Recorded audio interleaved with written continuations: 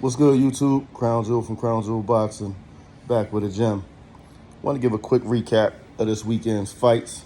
We had David Benavidez against Demetrius Andrade, and we had Jermall Charlo against his younger brother, Jose Benavidez, or his older brother, Jose Benavidez. First, we'll start with Jose Benavidez, and Charlo. It went pretty much how I expected it to go. Benavidez is basically becoming like a gatekeeper, so to say, and he was that even as a smaller fighter in lower weight classes. He was basically taken apart by Terrence Crawford, and he was beaten by Danny Garcia, so there was no reason to believe that he could go up to middleweight and give Jermall Charlo problems. I didn't expect it. He didn't. Charlo looked good. What does it prove? Absolutely nothing, because it's a fight he was supposed to win. I give him credit because he's coming off a long layoff. So any professional, it's nice for him to get back in the swing of things, and beating any professional fighter is an accomplishment. But I'm not ready to say he's ready to take on the top guys in the game, because it just wasn't much of a litmus test in that fight. Then the main event, Demetrius Andrade and David Benavidez.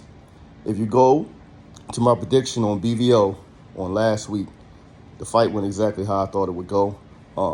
Andrade was a little too small, a little too old, not quite strong enough, and Benavidez's size, aggression, power, punch volume were just too much.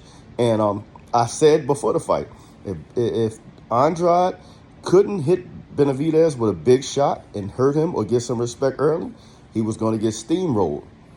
He didn't hit him with a big shot and hurt him early, and he got steamrolled, culminating with his corner stopping the fight in between the 6th and 7th round.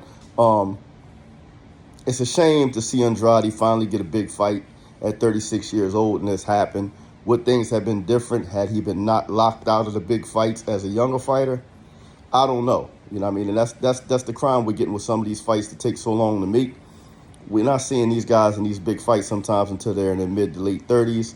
And more times than not, everybody's not Floyd Mayweather. We're not going to see them at their best.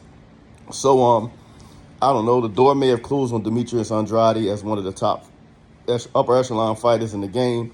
I don't know if we'll see him at that level again. But again, David Benavidez was just too much. Too big, too strong, too active, too young for Demetrius Andrade. He looked exactly like what he calls himself, a monster. He called for Canelo. I don't see Canelo fighting him. He's going to stay as far away from that man as he can. He's been making excuses not to fight him for years. And I don't see anything in Saturday night's fight that will make that fight any more appetizing for him at this point.